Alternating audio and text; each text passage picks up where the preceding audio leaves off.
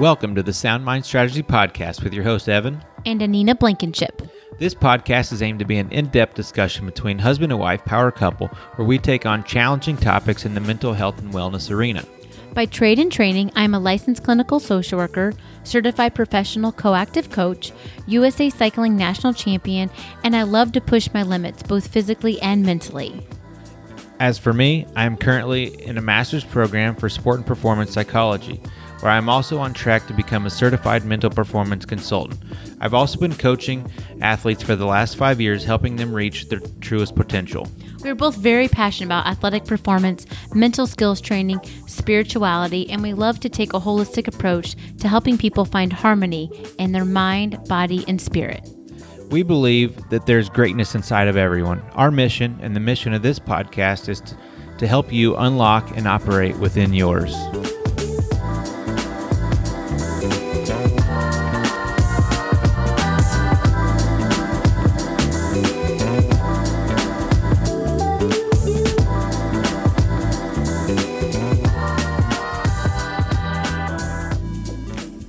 All right. Hey, Anina, how are you doing tonight? Hey, doing pretty good. Good.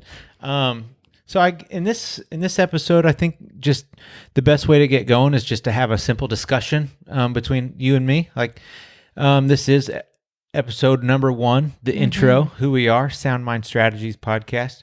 So I think what we want to do is just give the audience a little bit of history and background into who we are, kind of where we came from, what our training and history is from, just maybe a little bit about us, what they can expect from this episode, and then kind of where we're at now personally, and then what to expect from us. Do you want to go ahead and lead and tell us a little bit about yourself? Yeah, sure. So a little bit about me. I went to school at Eastern Illinois University in Charleston, Illinois. Got my undergrad degree there in family and consumer sciences. And then after that, I went on to pursue a degree in social work. So I earned my master's in social work at the University of Illinois in Champaign-Urbana. And shortly thereafter, I was able to complete the 3,000 hours to become a licensed clinical social worker. Nice. I think during that time, you were deployed overseas with the military, correct? Yes, I was. So actually, because we kind of met right in the middle of that. We did. Yeah. So junior year of college at Eastern Illinois University, I was deployed over to Baghdad, Iraq, and was gone for a total of 14 months or so. So that was a huge transition in my life. No kidding. Yeah, going from a full-time college student to, full-time military life in the Army. So it was a great experience. I definitely would never take it back. And I learned a lot about myself and just about our country and just a lot about just, resilience and how it can really help carry you through, hard times.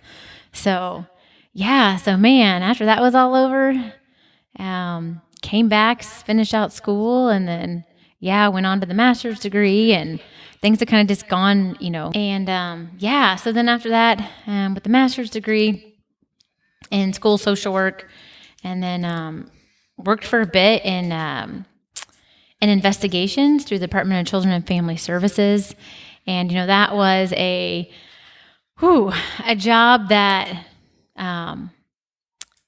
one that I learned a lot in that job too. So I was in that job for about 2 years or so. And then, went on to get a job at the Department of Veterans Affairs as a social worker. So this is actually, was really my end goal, was to eventually get on with the VA. And so I definitely feel very fortunate to be working at the VA now, and I'm actually serving as a health coach, Nice. which I love. So you're doing a lot as a health coach with the VA. You're doing a lot or almost identical work to what you're doing with Sound Mind. Exactly. Right? Yes. Okay. And went through training through the VA, and then also went through my own training through the Coactive Training Institute. And so now I'm a certified professional coactive coach, which was exciting. It was a year-long process, so I'm really excited to be here now. Yeah, it was a really fun process for me as well on the other side of it, to watch you go through that, to watch the training, to watch the hard work that you put in, the hours you put in, the coaching clients that you had developed a relationship with and worked alongside. Yeah. It was really neat, and you put a lot of hard work into it, and it was really fun to follow along with the material that you were learning too. Just a little bit about me, because it matched up with kind of what I was training with sport and performance psychology. They have such similar foundational principles, so it was really kind of fun. Like, oh, we're going through that and we're learning that and we're doing that. So it was really neat. That was fun. Just a quick little bit about me. We grew up in the exact same town, Decatur, Illinois. We didn't really know each other growing up. It just so happened that my mom and your father worked together. I think they had worked together for like 15 years before we had met. I also was military.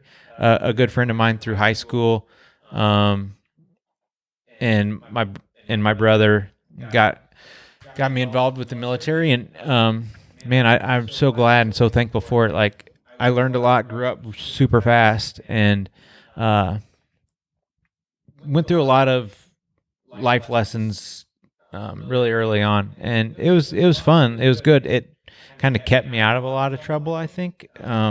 Grew me up, got a lot of wisdom and experience from it. Put me in some areas that maybe weren't so favorable, I guess, being deployed to Iraq. Actually the same time frame that you were, just different location. We hadn't met at this point. It wasn't until we came home that the lady at our parents' office kind of thought it would be a fun idea to do a welcome home party for us and get us to meet. And I'm pretty sure both of us were at the, like, yeah, no thanks, like, we're done with military people. But, right. Yep. I think the same thing that I kind of tell most people when I tell this story is like, okay, she's not the typical military, she's cool. Like, and I think I kind of fit that same bill too. I wasn't the typical military guy. I enjoyed it, and I thrived it there, and I learned a lot, and I'm so thankful for it. But I just don't think that either one of us really fit that mold so much. So also a little bit after the military, after you and I had met, we had started dating, and then I had been in some school. I wasn't as dedicated to post schooling, high school, post high school education like you were.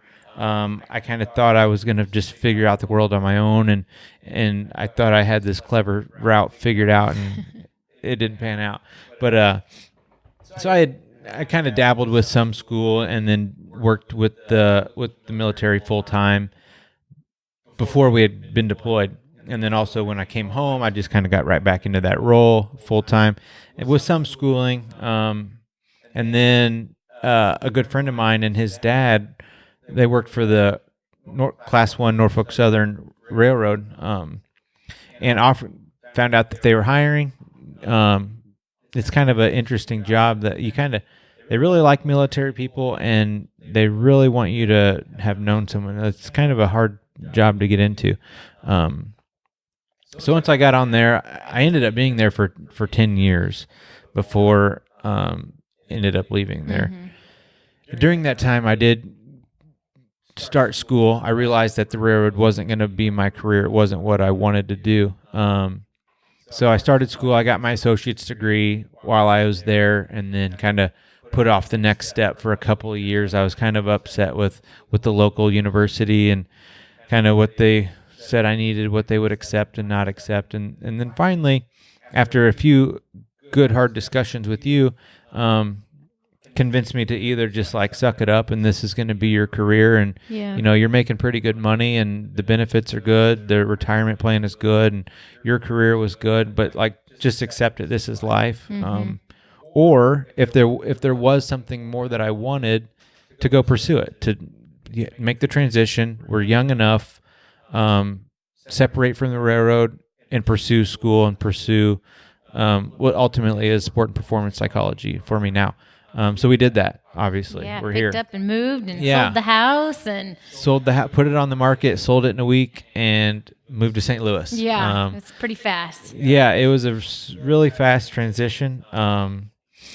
it was interesting and nerve wracking, and we had some really great people behind us to help us all along the way. And so I got my undergrad, finished that out. I got exercise science rather is the program I was in at Lindenwood University in St. Charles.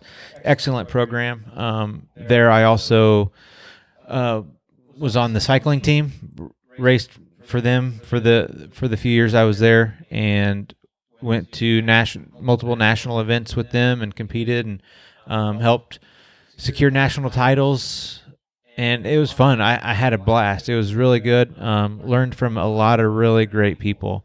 It was interesting being the old guy in the class, being basically finishing out my undergrad at 30 years old. It wasn't definitely a non-traditional, but it was great because I had a couple of good friends that I studied alongside that were right in the same boat. Even one was a military guy and a year or two older than me. So it was great. And I absolutely am so thankful for you to give me that kick in the pants that I needed to get me going there. Yeah. So since graduation from Lindenwood, I've now gone on to pursue a master's degree in sport and performance psychology, and I'm doing that at University of Western States, it's an online program, really fits our schedule, and not having to relocate again for that for the time being. But it's some great faculty, really great professors there. Came really highly recommended from some good friends of ours and a professor that I learned from at Lindenwood.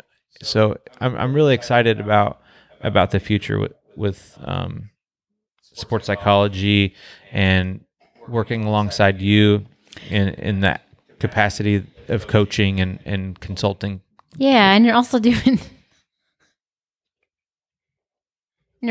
like some cycling too. You're a cycling coach as well. Yeah, absolutely. That is something I've been doing for the last few years. I really enjoy it, like working with some clients from all different ability levels, all different category levels, men, women,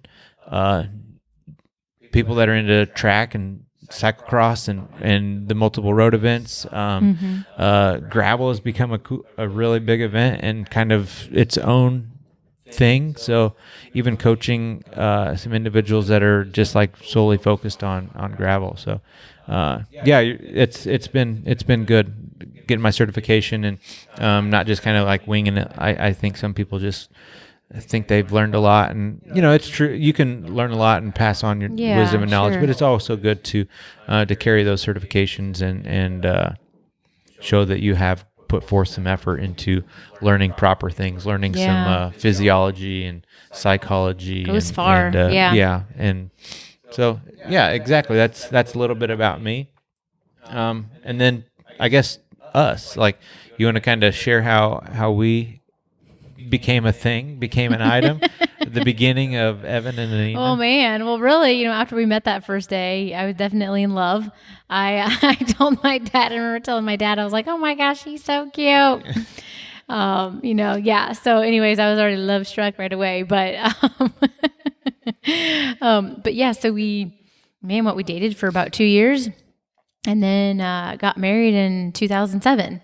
So been married, it'll be 12 years in May. Is that right? Yeah. Coming up on 12 years. Yeah. Right around the corner, actually, just a few weeks time from when we're recording this. Yeah. So we were little babies then, but yeah. So, it's been great. We've definitely learned and, have grown, individually, but as partners, as well. So yeah. Yeah, you could probably hear that in the background. That's our only child at the moment. That's little Cooper. He's 6 months at this time. We adopted him from one of the local shelters here, and he's been a joy to have and watch grow up. And he's fun. He's my baby. Yeah, he's the baby of the family. I heard he even started his own Instagram account, so you might check him out. I think it's at Cooper's Tales on Instagram if you want to check him out too. That's right. So I guess I think moving forward, just you want to give us a quick little fun fact about Anina, just something that People wouldn't general even people, maybe yeah, know. people maybe wouldn't know, or people that might know you for a long time and still maybe not know about you. Yeah. So what comes to mind for me? One of the fun facts is that I did earn a Bronze Star while I was overseas, so that was pretty. Just really rewarding, and just I felt very grateful for that recognition. And then also I just want to interject real quick on that. Like, that is something that I like to brag on you about, because most people don't know you're in the military, and even of the people that know that you were in the military don't know that you earned a Bronze Star. And I think that gets overlooked quite a lot, just on what a Bronze Star is, what it takes to earn one, but then also just like how quiet you are about it. Like, so to earn a Bronze Star, you have, I mean, as soldiers or military people, that, we're all expected to perform a certain way. We're all expected to come in and be our brothers and sisters keepers, perform a certain way, and act a certain way, and the call to duty and everything too. But a Bronze Star really highlights something that, or someone rather, when they go above and beyond the call of duty. When they just, when they're like, so your instance, like, you actually put yourself in harm's way for the safety and well-being of a fellow soldier, and that's commendable. And you're my wife, and I love you for that.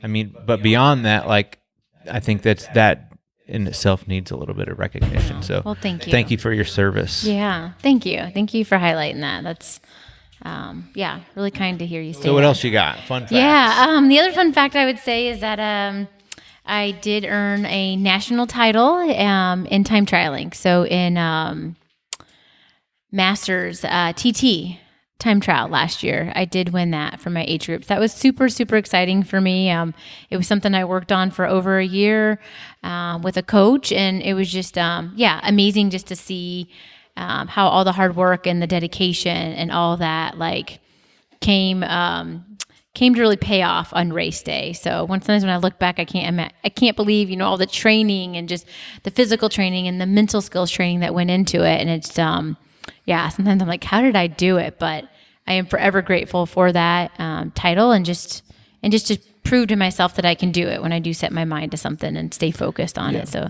that was great. Well, I went out on a few of those training rides with you, and I know exactly how you did it. You got a humongous motor and the capacity to suffer more than about anyone I have ever met. So I know exactly how you did it.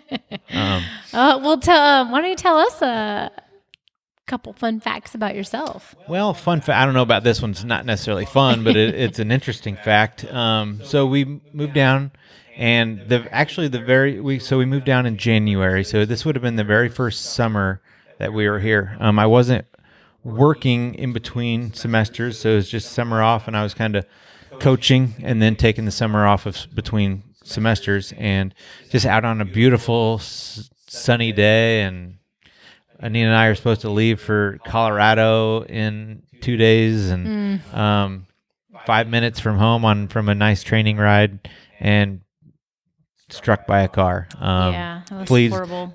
Yeah, flees the scene and leaves me on the side of the road with several broken bones. Have to have surgery and plate and screws put in the knee. And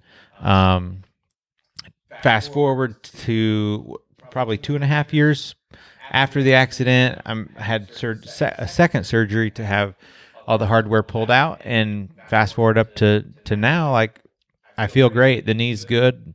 The body's good. Still dealing with a little bit of the insurance and medical stuff, but that's all working itself out. But it is. I mean, it's just a testament to just one, hard work, and two, just skilled surgeons and just favor of God, in my opinion. Yeah. Just crazy. Yeah, and you had to work on that mental skills part too, because it could have Yeah. kept you down and out and never get on your bike again or never ride in traffic again. And you really have just seemed to conquer that too.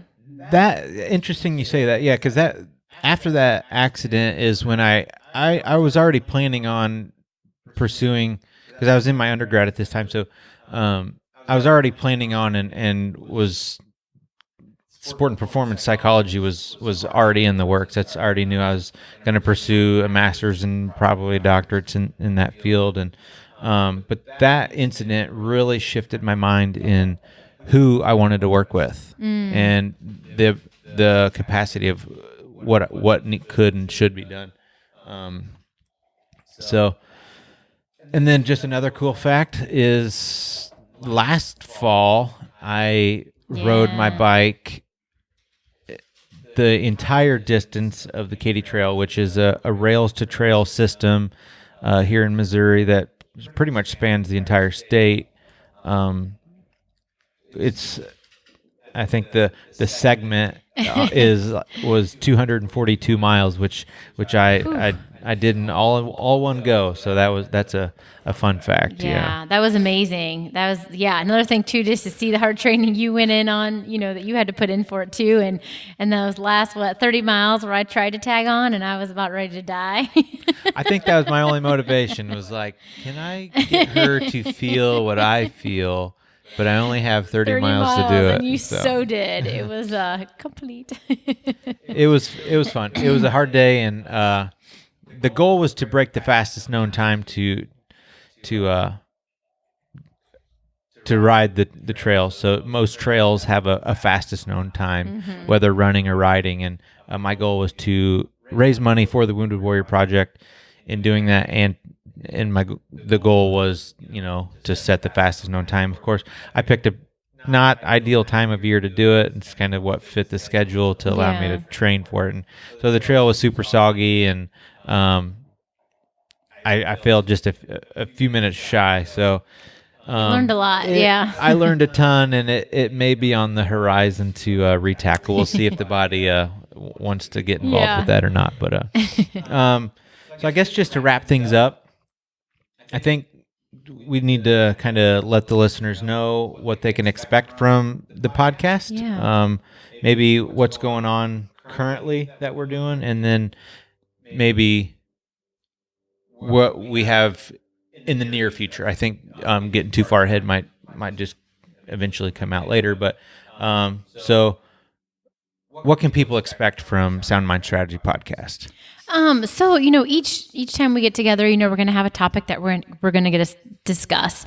And, the first one, looks like it's going to be on fear.